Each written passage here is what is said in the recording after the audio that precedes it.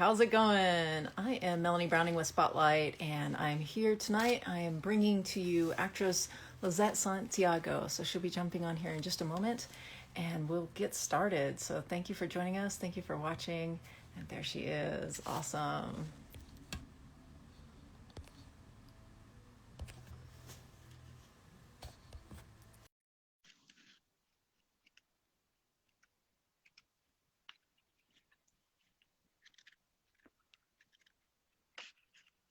All right, Lizette, if you see the invitation, just go ahead and jump on there.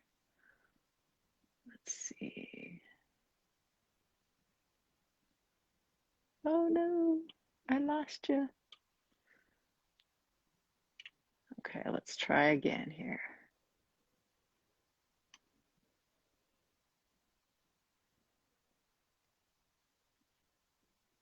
All right, there we go. Did that pop up? See if anything popped up on your side that time. Hey, Yay, there you are. How's it hey, there I going? am. Good. How are you? I am doing well. Well, welcome, Lizette Santiago. The first time I've done this like live with someone else, so I'm like, oh, okay. It's just trying to get part of that energy, that live interaction as best as possible. So that's why I wanted to do it on Instagram to give it a little bit more interactive feel for those of us just absolutely missing live entertainment. I couldn't agree more. Awesome. Well, let's jump right in. If you can, just give us a background of your career, where you started, how you Oh got out wow. to LA, and hit the highlights. I know you've got a lot going on. Yeah. As you're called the Jackie of all trades, right? That's so awesome. Absolutely, absolutely. As a matter of fact, my hair, I'm looking at my hair and it's darker now from having just filmed a film about a week or so ago. It was a huge transformation as an actor, which I love that stuff. Like she wanted my hair different. I mean, I can't reveal what I am, but it was so awesome to fully take on this physical transformation for this part. That's awesome. So part of it was darkening my hair. Usually it's lighter and stuff. So I'm doing new headshots in about 2 weeks. And so my hairstylist, I literally got off the phone with her texting to be like, "Hey, can you get me in? Because I got, gotta kind of tidy it up all." But Yep. That in but between stage of not having the right headshots is kind of a little weird. yeah, and I mean in quarantine, I guess I it's not like I don't care because I've been still busy. I've been doing a lot of Zoom stuff, interviews and everything. But yeah, let me jump back before I get into all that because like you said, it's a lot. I started in the business when I was 3 years old as an actor. My mom put me in my first commercial class when I was 3 years old. I'm originally from New York City, Manhattan, New York, to be exact. So I'm like a Carrie Fisher from Sex and the City. If anybody remembers that show, it was awesome. And I believe they're bringing it back, the movie or streaming something. But anyway, here's I'll just sent me something. But so I started at 3 years old, New York City. My mom realized that I liked entertaining. So she put me in a commercial class at West Barron, the commercial studio in New York City, which I think they're out of business now, but they were pretty big back then. And I did it. And at 3 years old, she even saved the tape of me doing like a little Alvin and the Chickmunks little skit, like selling their like little miniature statuettes and stuff. So, and I had this little pop belly. I was I was like wasn't fat, but it was just like, little puff of a little Mm-hmm. kid. And then that's funny because later on I got really sick and I started modeling and I got really skinny. So it's funny how, as actors we change the way we Mm-hmm. look and stuff. But so there's this little me, 3 years old, doing this commercial. And one day she put it on for me when I was a little bit older. And she said, "Look, this is you." And I realized I'm like, you know what? I really do like the business. I really do being an actor. I like entertaining and it's not just one form or the other. I like it all. Like I loved dancing, I love acting, singing, I loved, but I felt like it wasn't my strongest point singing, but ironically I did more musicals than I can, you know, list and I've been up for a lot of musical theater auditions and I've booked some and I've got callbacks. So I'm like, okay, maybe my training was good. I don't know. But so she did that at 3. Then my grandpa was a painter. He used to paint buildings Mm. and entertainment buildings in New York City, all throughout New York City. So he would paint these buildings. And one time, a few times, my mom would take me, but she took me this weekend because she couldn't find someone to take care of me, and my grandma was sick. So she took me, and I was hiding underneath one of the desks at the offices. And so happens one of the managers, I believe, yeah, it was the manager, went back to the office to get something, and she saw me underneath the desk, and she's like, "Who's that little girl? Come on out," And I was really personable with her and everything. And she looked at my mom and she says, "You need to get her into the entertainment industry. Seems like she's, got a lot of charisma, and you need to go with it." And my mom was like, "I'm trying, but I don't know what else I need to do," because she was kind of new to the business too. And the manager was like, "Well, come to my office next week. We'll set up an appointment. I'll also introduce you to other people too and stuff." And I did. And I got signed at like 6 years old to my first Wow. manager. So it was kind of like, and then Do you after that, remember it what just, that was like at all, or is it just kind of a blur now? you know, honestly, I remember going with my mom and sitting down in the office because back then, they had a lot of, what they still do when it comes to children's agents and stuff. They had all these toys for me to play with in the waiting room. So I would just, Hmm. I remember it being a really fun experience to be like, "Oh my God, there's toys. Will there be toys at every audition I go to?" So it's like, I remember just that one day sitting with them because of the toys in the office, and then having met with the manager, I believe. Oh my God, it was so long ago. I can't remember. I mean, remember her name, Peggy was her first name. I don't remember her last name, but she was super nice to me. I mean, it's amazing how some people, agents, can be so nice to you when you're a kid. When you get older, they're kind of like, "Wow, we need new headshots. We need," it's just like night and day. But yeah, she was super nice to me, and she was like, "Why do you want to be an actor? Why do you want to do this?" And I remember her asking me some questions, and I was being myself. I was never the type of like child actor where my mom had to coach me to do it. I kind of did it all on my own. It was kind So of more you wanting to do it, and your mom just kind of helped you along. absolutely, she was just there because she had to be the mentor and stuff to the chaperone, the guardian that I always needed. If it wasn't her, it was my second oldest brother and sometimes my oldest brother. But my second oldest brother was more into like taking me because he was more like, to be honest, my second oldest brother was more of like wanting to be my manager than my mom was, because he was like, "All right, make sure you smile and and do all this." And I'm like, "Okay." Like, so he coached me more than my mom would coach me, but she was Hmm. always like, you know, make sure you're eating right, stay healthy, and you make sure we're keeping you in track with your look and everything. So she was the one to regulate all of that. But my brother, my second oldest brother, was the one to like. He was more of the stage brother, if you could That's say. funny. Yeah, which I So can how'd you go relate to Billie from Eilish. there? Uh-huh. From there, where did you how did you, go from there to getting out to LA? What really caused that transition, I guess? Wow, that's really interesting because I lived most of my life in New York City, and I believe it was in my early 20s when I started to say, I think what I want to do, TV and film, the better place for me to be is in California. Even though New York had a lot of, television and film and a lot of commercials, actually, to be honest, a lot of commercial print work too. Hmm. I just felt that I needed to be out in Cali. So at 19, I came out with my brother again that I was telling you about, and I hated it. I met with managers, agents, and I don't know. There was something I did not like. I was just Hmm. not feeling it. So I went back to New York, kind of, down and out, and saying to myself, "Well, I guess I just have to stay in New York and just really focus on my career here." And because I'm a jack of all trades, I was like, "Well, I guess I'll focus on theater now, or musical theater, or, print modeling, commercials." So I kept myself busy with that. But for Hmm. me, I was like, I wanted to go after the bigger things, like, the huge motion picture movies and the huge TV sitcoms and all that. So I just kept doing stuff in New York. I got a manager, agents, more people representing me. I was always lucky, knock on wood, to have representation. Sometimes it's easy and sometimes it's hard to get. I mean, it depends on, who you meet, of course. And we'll get Hmm. into how I got my agent. So I think that helps a lot of people a lot. Anyway, I did that. And I used to do car show modeling.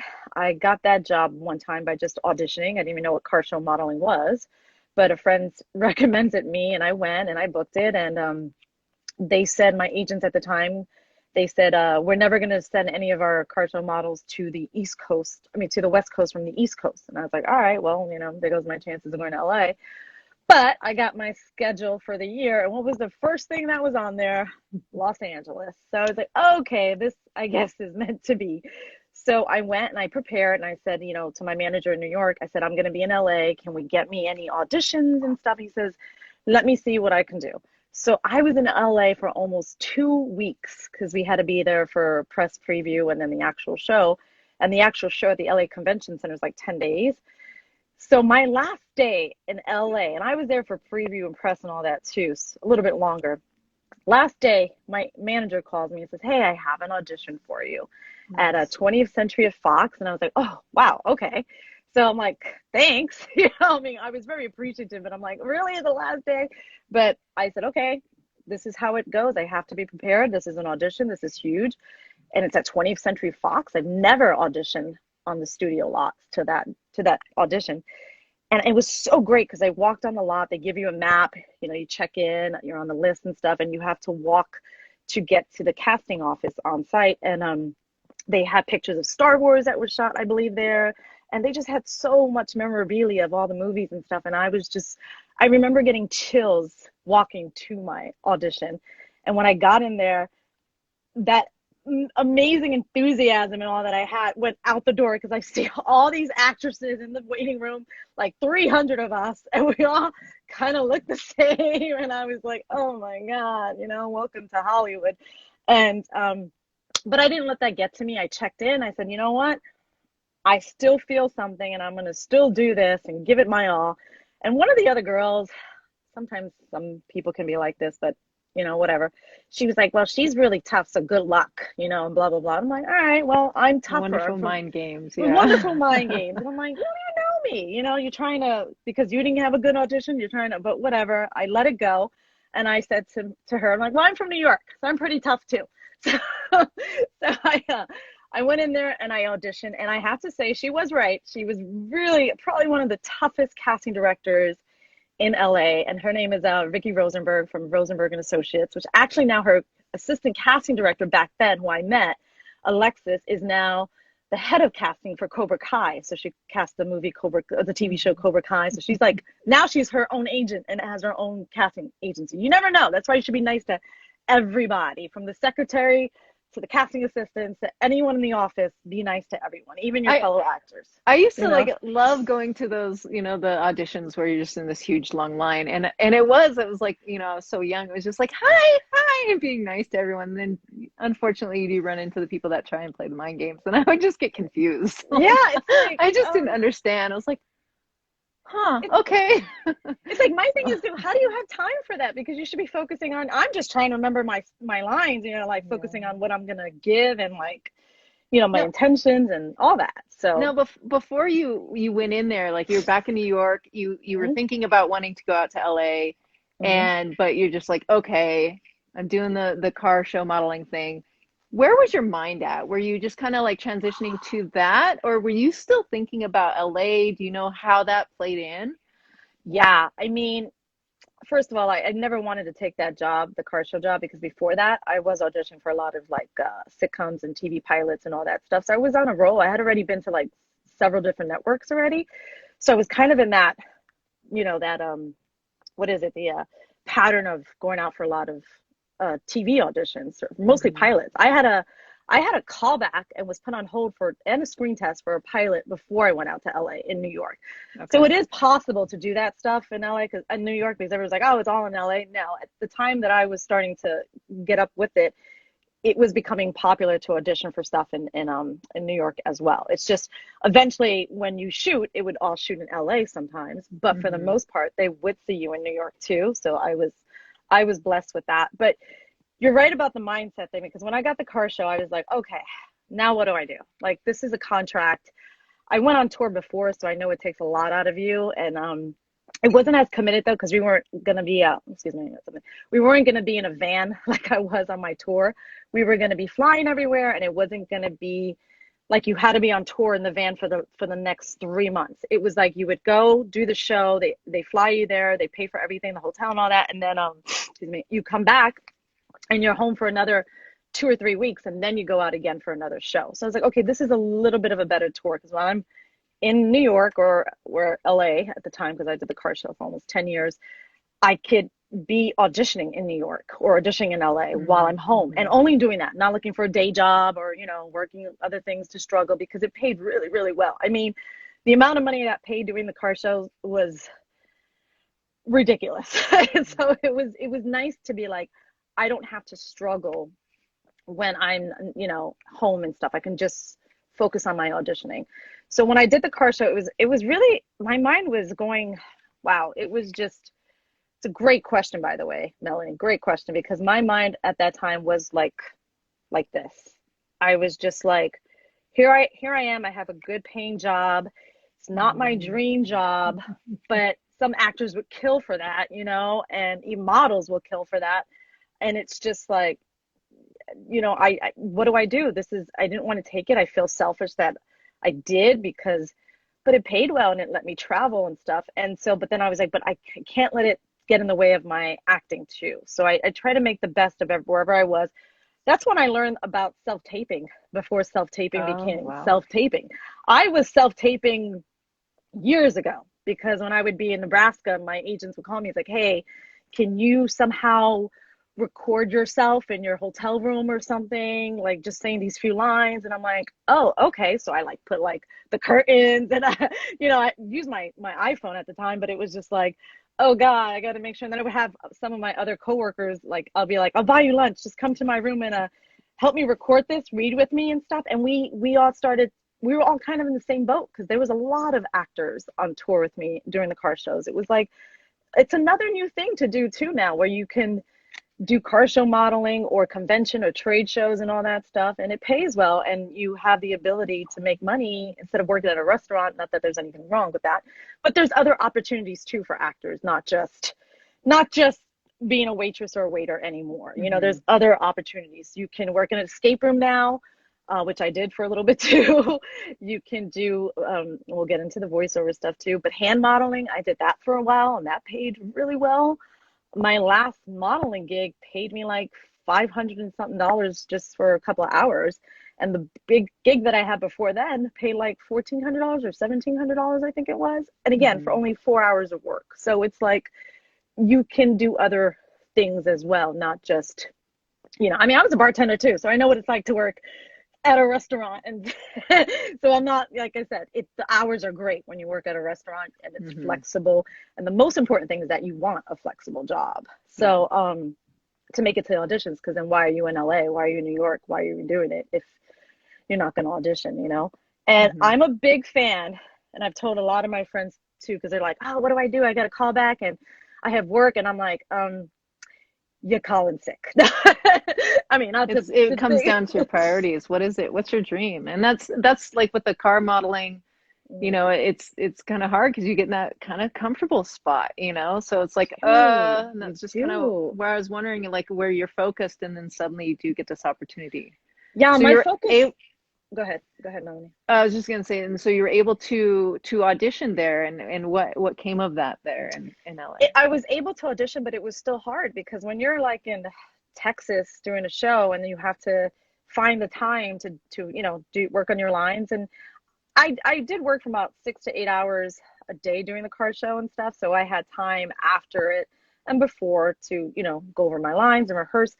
But it's so difficult. It's just, that's why I said if you are able to just fully focus on your career, or have a job that doesn't take too much time from what you have to be doing, that is the ideal job to have, because, or your mindset where work as much as you need to make the money for your auditions, and I mean for your headshots and all that stuff, and all your supplies, and invest in yourself and the things that you need. But also, don't lose that focus of, this is what I'm supposed to be doing in my life: auditioning, booking, working. You got to make that your priority, because then you're going to be in a little hamster wheel circling, going.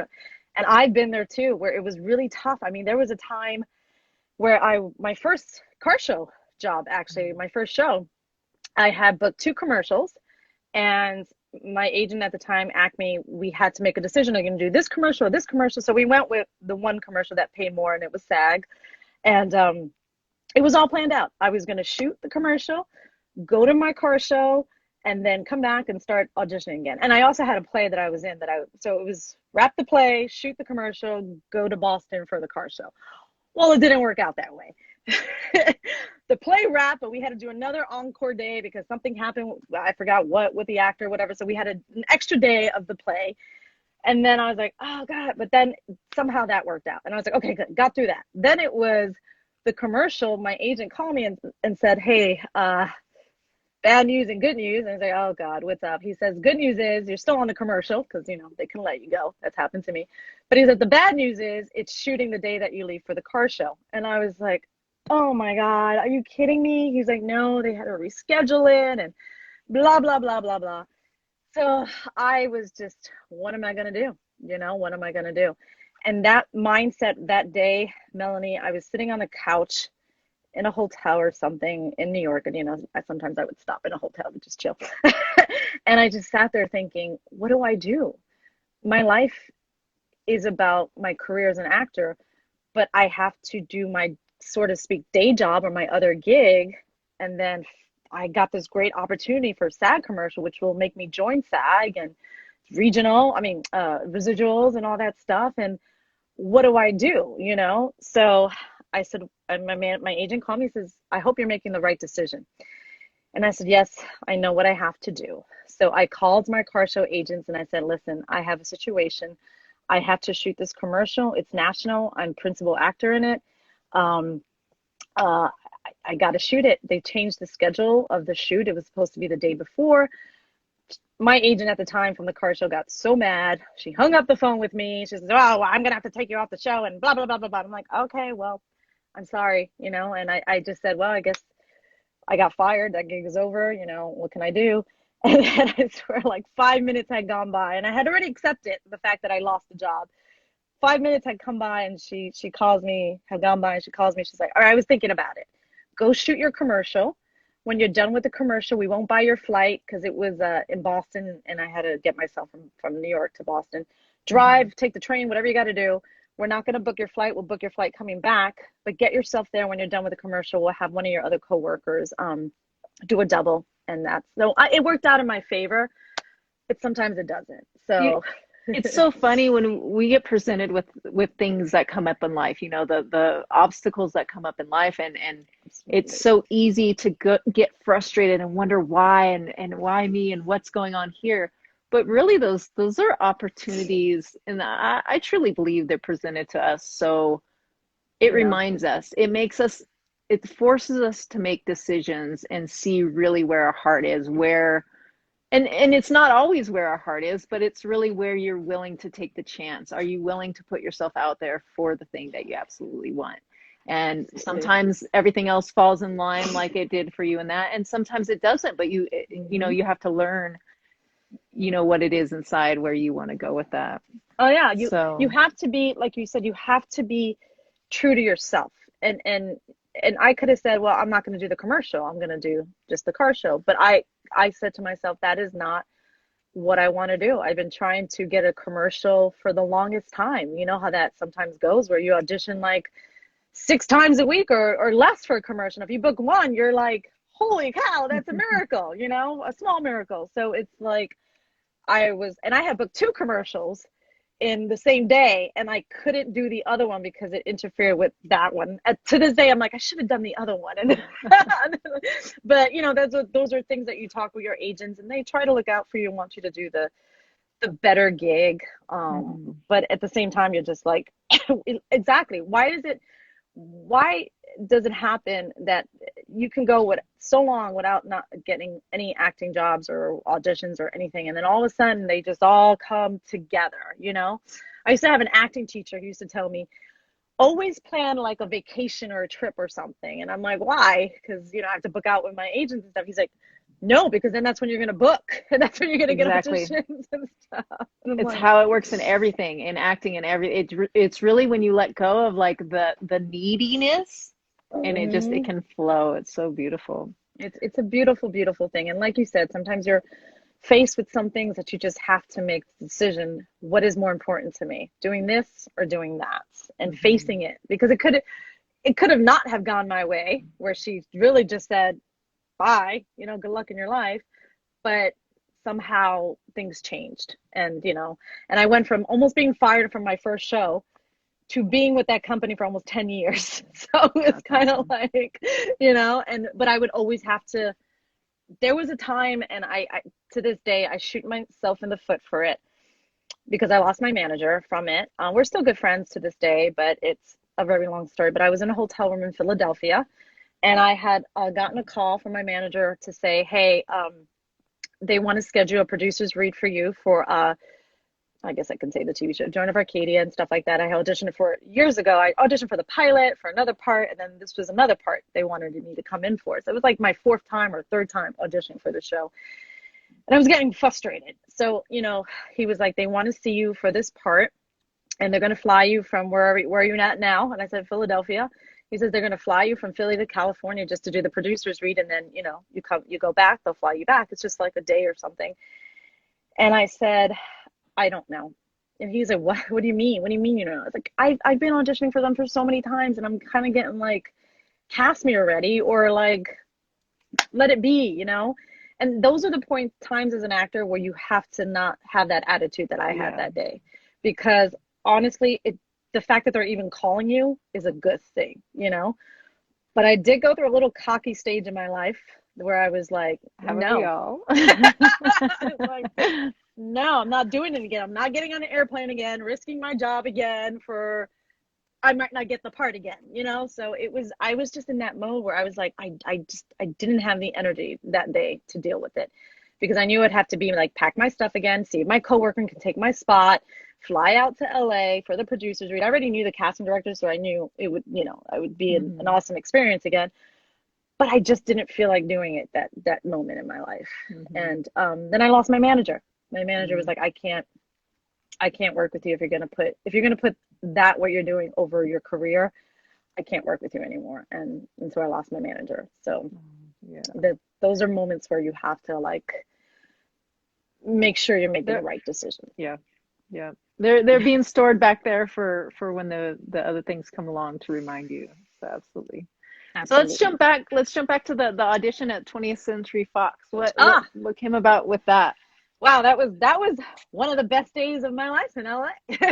So I went in there, the tough girl from New York, like, I don't care. Well, shouldn't you be looking at your size, girlfriend? But anyway, I went in there, and I already, in a way, she kind of helped me in a weird way, because she was telling me, kind of trying to intimidate me, but she did the opposite. She actually made me more motivated to go in there with like a fight to go in there, not just a fight for what my role, my character was doing, but also a fight for myself as a person, as an actor.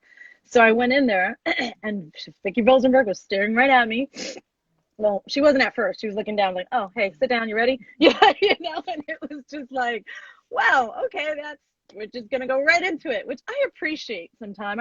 I'm kind of those actors, an actor that doesn't like to talk to people in the beginning. I just want to do my work. But I was taught by another agent, no, if they want to talk to you, let them talk to you. And then because they want to get to know you, they may have already made their decision as soon as you came into the room. So if they want to talk to you, embrace it, They want to know if they want to work with you. Like some of those are some long hours, and they'll be like, oh shoot, she's right, perfect, I hope she can act, but let's get to know her first, and then we'll see if she can act. So anyway, Vicky was there. I did my thing, and she was tough. I will say she was quite tough. I wouldn't say she was mean. She was just right to it. She a great casting director, because she knows so much about actors, who's right for what part and everything. I mean, she's cast so many things, and unfortunately Vicky died about 6-7 years ago. I think she died. So unfortunately, she died very young, and that was very emotional for me. But she still lives on through her like assistant, and I told you and all that. But so yeah, Vicky was like, she looked up at me and she's like, okay, I hear you're from New York. And I said, yes, I am, and blah blah blah. And she's just like, hold on to your script, you're gonna get a call back, so I need you to be ready.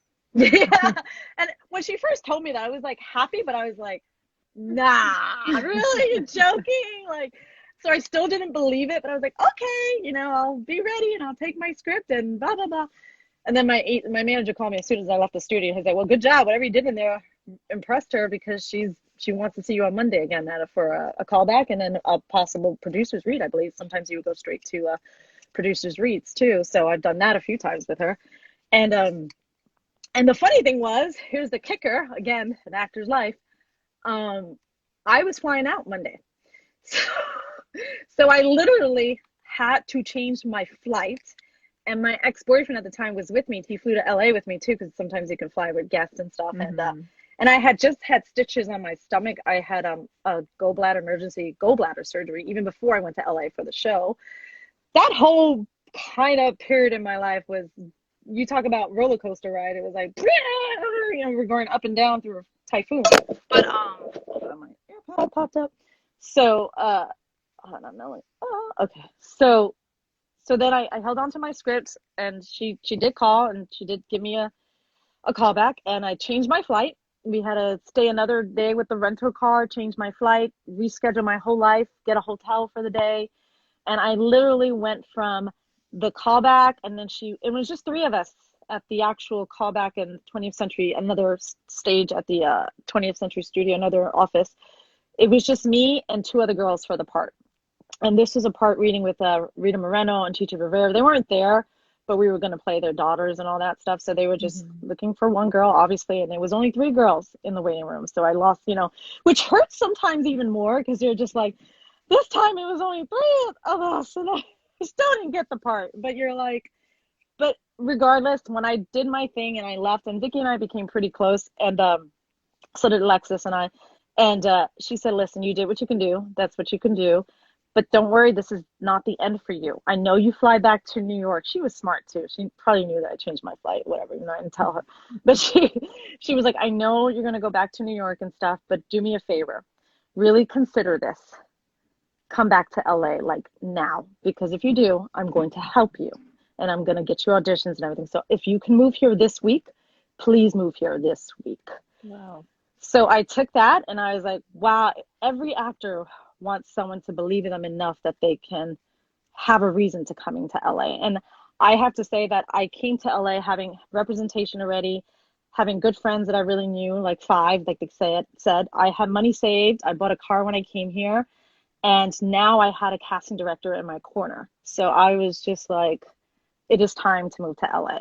So I went home, packed up 2 duffel bags, said goodbye to my parents, who I love so much. They were like, oh my God, they were devastated, but they knew that this is what I had to do and this is what I wanted to do. So they were very supportive, and they were like, you can always come back if it doesn't work out, but they helped me. I helped myself too. I had saved money already, because I knew eventually that day would come when I would go to LA. I just had it in my heart that I felt that would happen. And I packed up, came in a plane, and on top of it, when I was flying in the plane, I was flying with a co-worker of mine, because she was also coming back to visit people, her friends and family, and then she had a show to do too. We both had a show in San Diego, I forgot, or somewhere, that we had to do too. But we were on our flight, and it's life is so weird. My plane had to do an emergency landing. So when that happened, Dramatic entrance to LA. Dramatic entrance to LA. I have flown so many times in my life, and we've always had this, that going on, little things, but the fact that we had to actually land the plane when it took off, like not even 10, 15 minutes in the air, and they said we had to make an emergency landing. I was like, is this God telling me it's not the time yet? So, but I was like, no, it is the time. It's just sometimes, like you were saying too, we're faced with things to really kind of test us. It's not bad to make sure that we are doing what we really want to do. And I knew when that happened that I was like, I'm going to be in LA for quite some time now, because this was meant to happen. Because if I can overcome, the situation I had before I had to go back to New York from an audition, and then fly back and tell my parents and do all this to come, and then have an emergency landing, and then finally get here, it's like, okay, LA, I'm ready. So that's how that happened. That's awesome. That's wonderful. What through that whole experience, I know, like you said, you did have a lot of things lined up. Yeah. But it can be different for everyone. And since Absolutely. then, and I'm sure the people that you've met there that have come from out of state as well, are there any tips that you have that you would offer to anyone that's wanting to go out to LA? They want to get in the film, they want to get into, you know, the TV work. Is there any one thing that just really jumps out to you that you'd like to share? Absolutely. I mean, I would say read up a lot. Read up on what I did in New York was I bought a lot of books on life as an actor in LA. You know, books about what to do in LA, your first they have, I think I have a book that says your first few days in LA, your first month in LA. You know, buy all those books about Hollywood and you know, and read and listen to documentaries of other actors too. I still love listening to celebrities, how they made it. The other day I listened to the Rock's new TV show. I think it's called Young Rock, the actor who just got cast in that. He had a great story too. He didn't have that many credits, but he didn't want to go to this audition or something. And I guess his mom pushed him or something. He just, you know, he went, he did it, and then he booked the part. So it's like everyone has their own story. Nobody's story is the same, but definitely read a lot. Read a lot about life in LA, Hollywood, what to do when you first come here. A lot of people say don't come here without having, like I told you too, 5 friends that you can rely on, or at least 5 people that you know can help you. 5 couches. 5 couches, 5 couches so you to can sit on. rotate. I mean, that was my biggest part too, because if you don't have an agent, you don't have a manager, that can possibly change. But if you don't have friends who can come through for you and pick you up at the airport or help you go get a rental car or buy a car, it's going to be tougher. It's not impossible. It's just going to be a little bit tougher, you know? So even, and now with social media and Instagram and Facebook, we can like pen pal with people everywhere. So it's, do that, you know, connect with people. There's another thing too that I did that I told my friend to do, and she did well with it. Do a showcase. Like they're expensive, I will say that. So, you know, they are quite expensive, but like TVI Studios has it and some other places. The showcase just to bring you to meet people in LA. And it's not even just to meet the agents and casting directors, which is great, but it's also to meet like peers who can you become friends with, and you can be like, yo, we're on the same game, and you become friends with them. I mean, I met a lot of people when I did a showcase my first time when I was 19 in Los Angeles, and I met some friends. Some I talk to, some I don't, but there was a little camaraderie, you know, or even if you come out here to study, do like a program at an acting school or something, and tell your parents, hey, I'm going to be doing studying at Meisner in LA or at the Playhouse West. Is there any way you can help me? Or maybe I can stay with somebody in LA who can put me up while I go to school. And that way you can get a feel for if you really like it. Because I will be honest, LA, some people can handle it and some people can't. So it's a big, and also just don't think too that if you come to LA and then you go back to wherever you're from and stuff and say, I'm going to quit, I'm never going to. No, don't say that, because I did that too. And look, I'm here now. So I did it twice. I'm like, I'm never going back there again. And I came back again, and I'm never going to go back. And I came back. And I have a friend who went to New Orleans for like 2 years, and he came back too. So it's LA's always here, you know. If you're in a market like New York, Chicago, Atlanta, Georgia now too, Florida even, you can start doing acting stuff there too until you make that move to LA. You don't, it's not like how it used to be where you have to be in LA, but it's nice to, it's obviously there's more opportunities here. I'm not going to lie on that, you know, but you can do it anywhere. And just read up those books, look at those documentaries on actors, their story. Do things like this on Instagram Live, getting to know people from LA, you know, and follow each other, you know, go on Instagram, you can follow people, you can message them to find out, you know, hey, you want to meet for coffee or something sometime, and then you get to know people and network. And then when you come out here, you get into acting classes. That's priority. Whether we're in New York, Chicago, always be in an acting class. It's a necessity. I know it's expensive, but it's definitely a necessity. Well, it's so important, like everything you're talking about. So in the classes, in connecting with people that have similar goals, you're surrounding yourself with that, and you're just really submerging yourself in looking toward what it is that you want to do, and you're finding those that are helping you stay focused, whether you know it or not. It's just really kind of sinking into your DNA. So it's super important, all of those things. Absolutely. Super. I love it. And don't, because I've been through this too. You meet people, you're not going to know right away if they're good. Sometimes you have good intuition. You can be like, no, that's not a good person, or that's not a good friend, or whatever. But you can have friends that are not like your best friends. You can have acquaintances. I have tons of acquaintances where I don't have to hang out with them 24/7, but if they're inviting me to a party they're having, then cool. And go to some parties. I mean, now with COVID, it's a little difficult, but go to some parties too. I had a casting director that told me once, and he was a great casting director too. He says, go to every single birthday party that you're invited to. I said, well, that's a lot, but at least as many as you can that are, you think you might know or meet, have connections there with somebody. Like, if you have an actor who's having a party and he's doing well, go to his party, because his agents might be there, his manager might be there. I mean, I have parties almost every year. So if anybody comes out to LA and I have a party, I'll put it on Instagram. But my agents come to my parties. My manager, I have a new manager now, so we haven't been able to have parties because of COVID.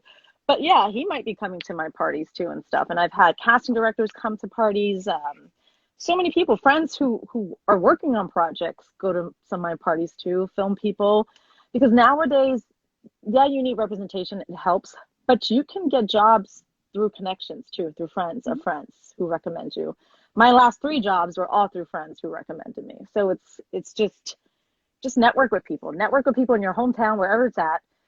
Do a lot of online stuff, because you totally can. It's so easy nowadays to do it. Back then when I was coming, it was harder, but you had to do in-person stuff. But now you can do everything online. So you can network with people. And networking is key. Networking is key in this business. And that really triggered when I was talking to you before, really how once you got to LA, like how you were able to move around and do different things that really helped moving you toward your goals. Tell us a little bit about that and the different jobs that you're doing now. So when I first came out to LA, the first thing I auditioned for was TV and film, because that was my goal. That's what I wanted to do. I don't think I auditioned for film right away in LA, to be honest. No, it was only TV. My first year in LA was just TV. Then it branched out to commercials, because commercials are everywhere and they pay well. They pay well. And you can get your SAG card through commercials too. I know it's more expensive these times, but still you can get your SAG card. And nowadays too, for commercials, you don't always have to have a line. You could just be considered principal by just reactions and stuff. So it's a whole different ballgame. So yeah, commercials as well, I auditioned for. So that was first TV commercials. Then I did some slight print work. I didn't do much print work in LA, I have to say. Most of my print work was actually in New York City. I did a lot of print work, which I was also thrown into that too. Wasn't my goal, but that just came about. And so TV, commercials, some print, hand modeling. That was something that just happened. And how it happened, crazy. I was at a car show, hands on the desk, because we had a desk there. A friend of mine who happens to be a producer, he was also a fellow model as well, but he was going to move on to other things, had his own studio. He came over to my display because we were good friends, and he looked at my hands and he's like, holy shit. Holy Lizette, you have nice, pretty hands. I'm like, oh, cool, thanks, And he's like, call this director, and a casting director, was there a director? I can't remember. I think it was both, because he had the casting also. And he said, call these people on Monday, tell them I referred you, and go in for the audition. I went in for the audition. I took a few photos back, side, front and back or whatever. And I'm like, I don't know what I'm doing, but okay. So I did that. They took pictures, and the next day they said, hey, we loved your hands. We're going to book you. And it turns out it was a Barbie commercial thing. So it was cool. And then that was it. And then I went and I did this thing for Barbie.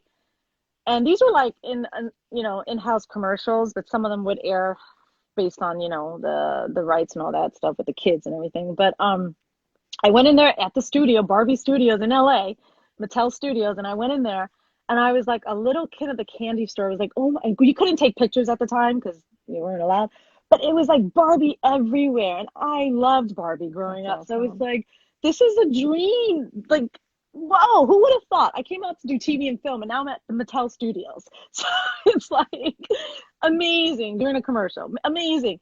And I walked in there, and the clients were there. We had a lot, when you hand model, there's a lot of clients that come in, they want their specifications and all that. And came in, did my thing, and they liked me. They really liked me a lot. And they were like, hey, listen, can you come in next week, 3 days a week? And I was like, yeah.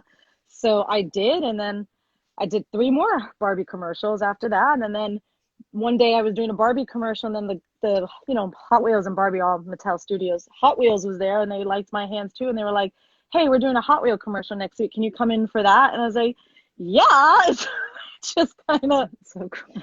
Catapulted. And then I did all of that, and it was the same production too that I worked with for like almost 2 years. I did hand modeling like with them.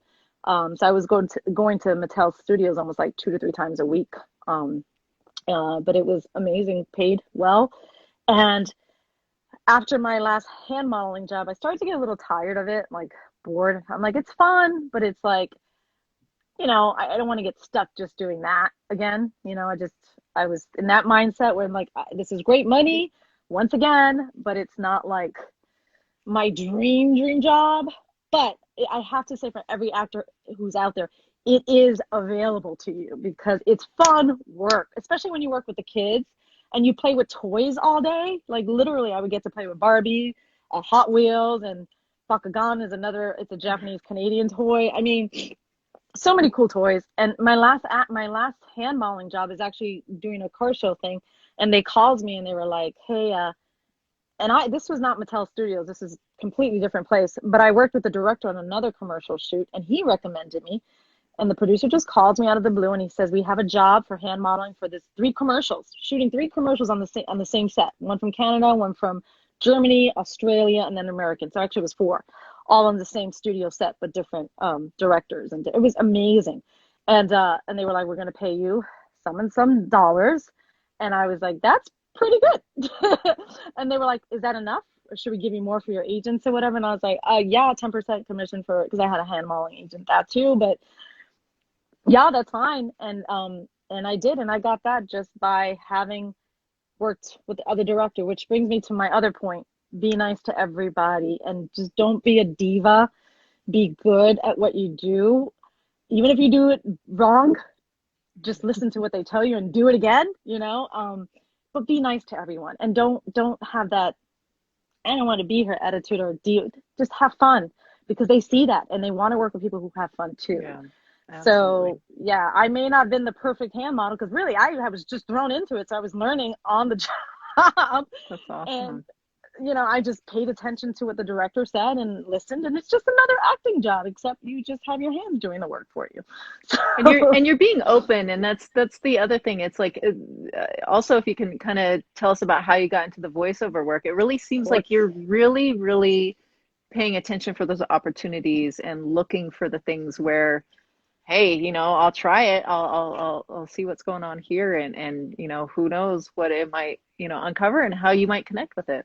Yeah, because that's the thing too. You got to be open. When I had that opportunity for the hand modeling, if I said no, I don't want to do that, I would have never had many opportunities from that. And here's the thing: when you're on a job, even if you're hand modeling, there are directors, there are writers, there are producers, and there are casting associates, and the list goes on. You talk to one person that you say, "Oh yeah, I'm into voiceover too." They're like, "Oh really? Whoa, that's perfect because I'm doing a animated TV series next week and I want to see if you want to come in for the audition." Okay, which kind of happened for me too on set hand modeling. I had a friend and we became friends. He's a writer and he says, "You have a nice voice, Lizette. You should go out for, voiceover stuff too." I was like, "Yeah, nah, it's not my thing. I don't have that movie trailer voice, that 777. Yeah, it's like, no, that's not me." Funny how we put stories around things, right? We assume it's got to be this way or that way. Yeah. Yep. You assume that just because you haven't done that, you're not capable of doing that, but you are, as long as you just, like I said, put yourself in that position, put yourself in that place. So when he said that to me, I was like, okay, cool. Back of my head, didn't think of it. I was like, I'm not, whatever. I did it a little bit in New York, just a few auditions, but I was like, not really my thing. Even though my one audition in New York, I got a call back, I still was like, yeah, that was just luck. It was just that. It's like, nah, I'm not really talented in the voiceover world. I got lucky, whatever. So I still didn't think anything of it. But when my friend told me that, he didn't have a job or anything, but he said, you should look into it and stuff. And I was like, oh, okay. And I still did it. But then one day I got a new manager, and she met with me and she says, have you ever been out for voiceover work? And I said, actually, in New York once or twice, but nothing big. She said, I want to get you into it. I think you can do it. And I said, really? She's like, yeah, you have a unique voice, and I think you might do well with it. And I was like, okay. And so she set up a meeting for me with the one and only Osborne Talent Agency.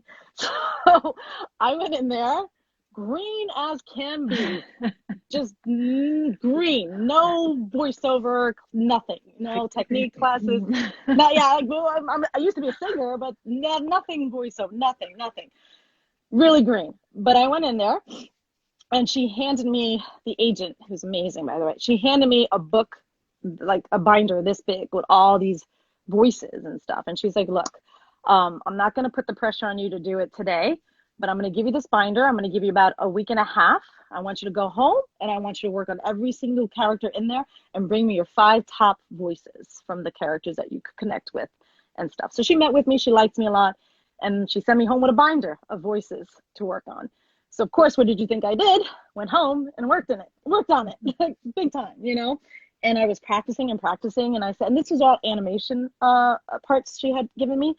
And I said, God, I think I like this a lot. I like creating these voices. I like this work. I think I kind of like it. So I went in there prepared, and I did all my voices, and was in the studio, and they said, you know, Lizette, you sound too close to someone else that we have voice-wise. So we want to hear you again. So we're going to bring you in next week again because we need to. So I was in Osborne like 2 or 3 times. So it's just like, again, that sign me or don't sign me. But they ended up representing me for TV and film because I think she thought I was still a little green with the voiceover world and stuff. But she still liked me, you know. She still really thought I had potential. And because I was so into having done the work, I wanted to do more of the voiceover work. So when I left, when I finally, you know, did my last meeting with them and I left, and they worked with me for TV and film, but nothing really ever became of it. I said, I want more opportunities like this for myself. So what did I do? I signed up for a voiceover class, which is where every voiceover artist should start. Take a good basic beginning commercial class. You just need to start right at the beginning, because let me tell you, it is fun to start at the beginning because they'll teach you everything, especially mic technique, how to break down commercial lines, and you'll start to see what your niche is. You know, you start to create, like I like to do animation, but I never thought I had the ability to do animation, except when I got the things from Osborne. And then when I went to class, they introduced commercial work to me, and I was like, oh wow. So wait a second. You can do commercials live and you can do voiceover commercials too. Whoa, that's crazy, you know? So never even knew that existed. So I did the commercial classes and I liked them. Wasn't still my favorite, but you know, you got to practice. It gives you to be in front of the mic and all that stuff. This is not my real mic. That's backup mic. The mic is over there. But like, you know, you learn the basics of how to work with a mic and the techniques and stuff, which there's a lot that goes into working in the studio, working behind, you know, with an engineer, because the engineer becomes they become your director. So you got to take all your directions from them, because if the engineer is really important, because if you don't do what they say, or kind of, they're going to be like, oh, you can't take direction well. You know, they have the say to the clients and all that stuff too. So you just always want to listen to your engineer. They're actually out for you, you know, for your best interest as well. So I always love my engineers. That's always a good, like, just assume everyone's out for your best interest and go with that. And it's amazing how many wonderful things will start to flow that way for you. I mean, I know it's not always the case, but when you start acting that way, more and more people that maybe weren't are like, huh. Yeah. I mean, something there. And it's so hard because as an actor, we get nervous, right? When we go in for auditions, whatever, voiceover, commercials, TV, film, you always get nervous when you go. When you have an interview, you get a little nervous.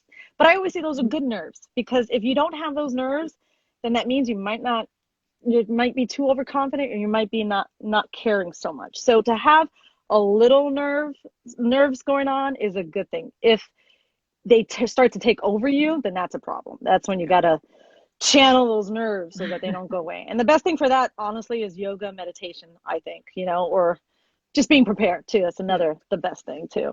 Absolutely. Yeah, but yeah, working with engineers are they're awesome. I mean, I've come across some really, really good ones. And then I had a boyfriend who happened to be, he was, first of all, he was a series regular on Major Dad a long time ago. He was a teenage actor or whatever.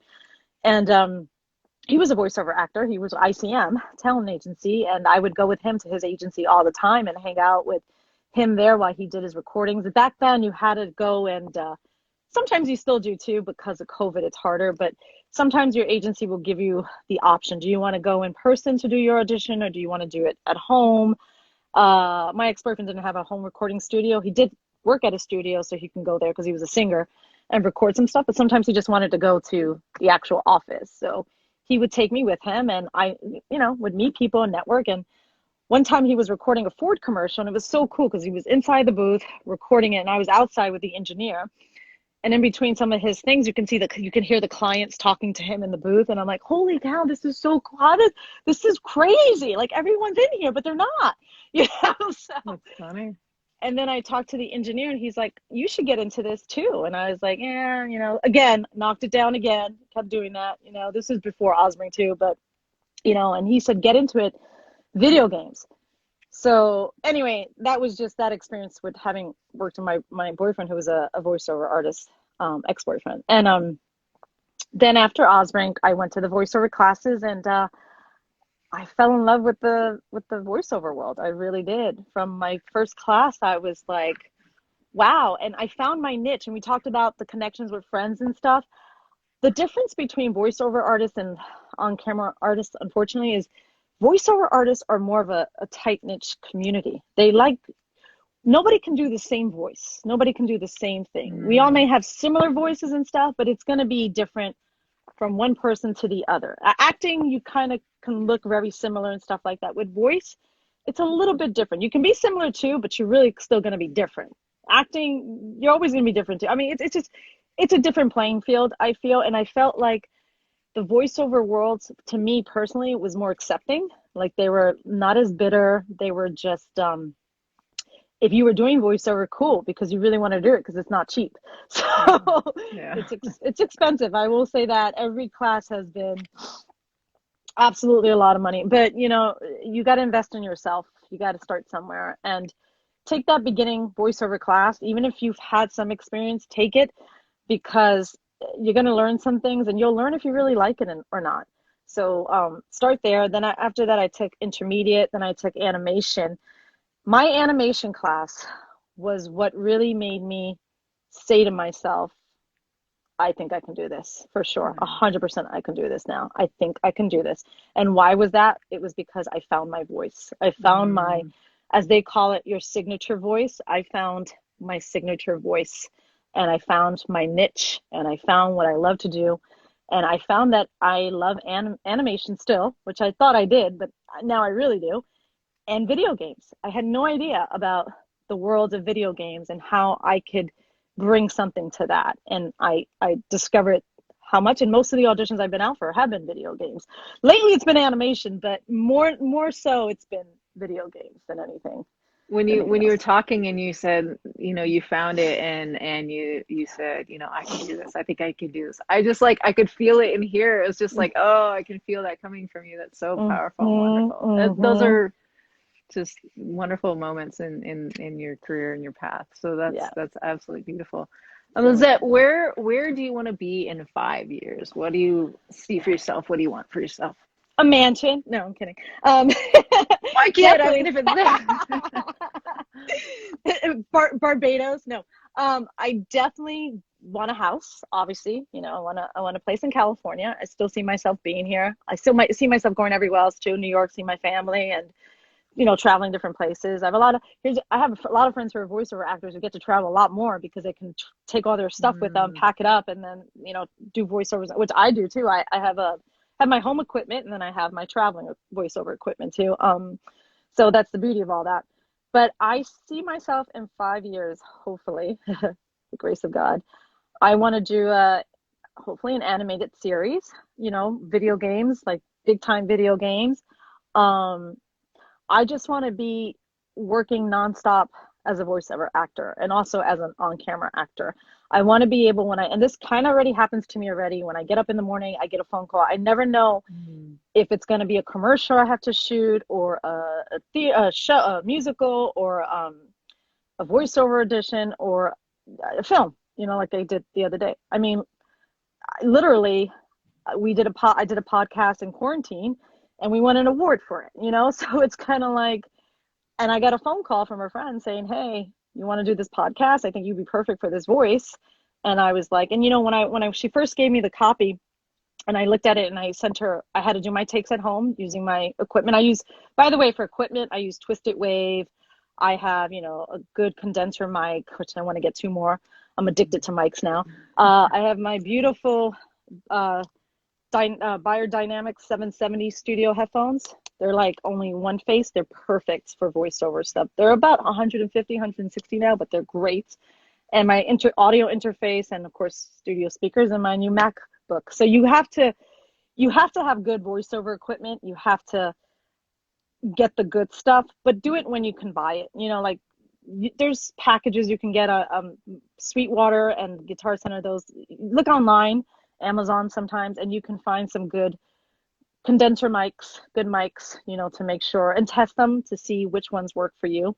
And that's just my voiceover tidbit, because you got to upgrade when you can. Don't go out there and spend millions of dollars if you're not auditioning yet and stuff. Just get small stuff, a good setup, and then you upgrade as you, because I'm doing that too. My last podcast, I bought a microphone and upgraded, and I'm going to upgrade again. So I constantly am upgrading my studio, but yeah, you have to do that.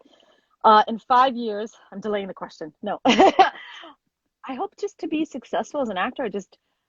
I want to continue to work where I get up in the morning and I get my agents and my managers, and I want to have a lot of agents and managers, because now you can have more, calling me and saying, hey, you have to go to Disney today to record the new animated pilot that's coming out and stuff like that. Or awesome. It got picked up, so you're going to be in a series, voice on this animated project by Disney and stuff. And I want to do an animated feature film for Disney, like a Mulan or, Little Mermaid. Like, I want to do one of those eventually. That's another goal of mine too. I would love, love, love, love. And I mean, they're coming out with so many awesome features now. What was the other one? Raya the other day came out, and so every time I see those, I want to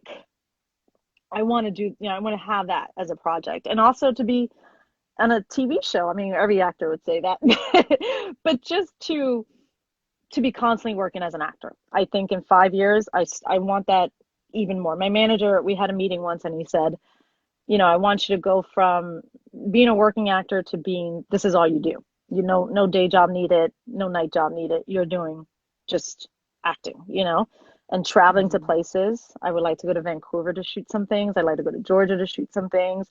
I want to travel for acting too. I like that. I want to go on location.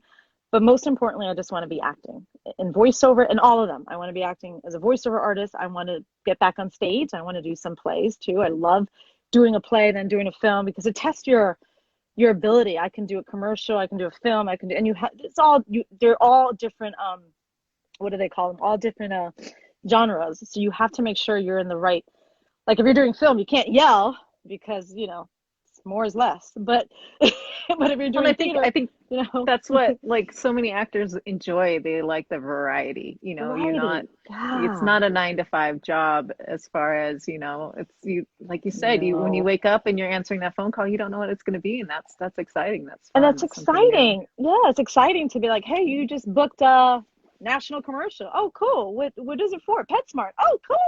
Yay, a pet commercial. For your animals. Cat, right? Cat. Yes, she booked it, but they want me too. They're like, put her in there too, awesome. So yeah, and that's another thing too. I want my cat to be working successfully too. It's so bad, but it's like, I sent out something to someone. I'm like, oh yeah, my cat too. She's involved. She's part of the family too. So, awesome. But I want success for her. I don't have kids, so I live through my cat now. But success for her, success for me, and just to be working. I just want to be 100. I mean, I am working now, and I love that. I know people are like, oh, quarantine's done this for me. Quarantine's been good to me because I've done a lot of projects in quarantine. I've done a podcast, I've done a film, I've done a Zoom play, I've done Zoom play. A Zoom play. Where can we see that? It already aired. I mean, it already showcased, but I think it's by Tiger Bear Productions, and they put it on their website and stuff like that. But yeah, I did that. I did a Zoom table reading. That was private, but only industry people were involved, and they're going to make that into a movie soon too. So that's like, awesome. I'm hoping something, and out of that came a commercial that I might be doing too. And I'm actually shooting a commercial in about a month or so too, in Chicago. I'll be shooting a commercial hopefully too. So it's just to be continuously doing what I'm doing, only to a different level, I guess you could say. You know, that's what I want for everybody too. I think everyone should have. There's an abundance of stuff in the world, and that's why it bothers me. And it bothers me sometimes that actors can be, not all, some of them can be a little competitive, and I know it's a natural thing, but nowadays everyone can be doing stuff. You just can create, focus on creating, and yeah, if you focus on creation, then the competition kind of falls away. I believe that's where I like to look at, and just be able to work with wonderful other actors and directors and writers, and just have beautiful time creating. So it's so wonderful. I love that mindset. Thank you. Thank you, Melanie. Where can people go to follow you and see this awesome movie that you have coming out that you can't really say much about, and all the other wonderful projects you have? I know I can't talk about it. This is the problem. You can't talk about all of them. I know you're like, I went to. When can I? Wow. I mean, the last thing when we just shot the film, and it was fun. We had a fun time. We shot it, and the director was like, no post on my character, especially no post on anything. You can post like little behind it, but nothing, because it's going to be a huge, like a whole reveal and all that stuff. So she just doesn't want it to be posted. I'm like, I can't put, always. But just take my phone. Just take my phone. Just confiscate it. Because I shouldn't even take pictures if I can't. No, but it's I get it. I mean, even on big budget things, you still can't post to it's released. Not. So it's training. It's training for the future. To be self-control. It's like, don't touch that popcorn. You can't eat it till. But you can follow me on all about Lizette Santiago. And what I'm doing on my Instagram, and please follow me, please no. I'm trying to put like a blog of like a social media blog of all my endeavors, from going out shopping for hair products for my hair to getting fitted for special effects contacts, which has happened to me recently too, and that was so much fun. And I just want to show people who follow me or the world to like the things that actors have to go through, getting character shoes, getting auditions, rehearsals. To this week, actually later on today, I have a voiceover audition. So it's kind of like, sometimes I take pictures in my studio, to show people, you're going out for this and that. I mean, I've had almost a dozen Disney auditions in quarantine, and it's just, I didn't book them, but they're calling me in over and over again. So it's kind of like, so it's just, I want to show people the process of the actor's journey. But you can definitely find me at All About Lizette Santiago. And on Facebook, I'm just LZD Santiago, kind of a little bit of an alias because, stalker once. LZT Santiago. Don't put it on here. No, that's my Facebook. That's you can, I had to change it years ago because of the situation, but my Facebook's fine now. LZT Santiago, and then Prissy, if you want to follow Prissy, she's got a lot of stuff going on too. It's Prissy Cat and Company, and I'm going to be doing a lot of stuff with her things. And I'm also probably going to be doing a web series soon too. I have an Instagram for that. It's all about this. It's the Zoo Girl, and I'll be doing a web series on going to the zoos and probably having guests for entertainers, actors, and all that. And I want to shoot it though after COVID, so that's another thing. I'm also working on a project myself with a writing meeting. And we want to shoot that after COVID as well. But that's a project I'm creating for the first time in a long time. So that's another thing I'm doing, another Jackie of all trades. Now I'm co-writing with my friends. But yeah, so those are the places you can go to follow me. And I welcome it, pretty nice person. Might be tough sometimes, but I'm pretty nice. And I love helping people. I love giving advice. So if you have any questions or anything about the business or voiceover, please feel free to hit me up. I'll I'm learning too, I'll bug you to send me some pictures of palm trees. I missed that. I have to just get back out there. It's my favorite tree visit ever. me, Melanie. If you come, we'll do lunch. Come visit me. We'll do lunch. Yeah, I'll pick you up at the airport. That's a good person. I jump in the car and I just randomly show up in California sometimes. Oh, that's great. And then you know what it's like out here. I mean, you have to have. I grew up. Yeah, I grew up. So, but but definitely any questions, I'll be more than happy to answer them for people, especially if you want to come out to LA and you need some tidbits. Definitely message me and I give you some pointers. Well, thank you so very much for being here. It has been a pleasure. Absolutely fun. So many different things that we can pull from this. So thank you very much. And you're welcome, I'll be following Melanie. you, and everyone else follow her cat. Follow my cat. If you don't follow me, follow my cat. No, I'm kidding. Awesome. Well, thank you so much, and thank you everyone for joining live and those watching on the replay. And thank you for doing this, Melanie. Thank you. Appreciate it. Awesome. Bye. All right, have a good night. Bye-bye. Bye. You too. Bye. Bye, everyone.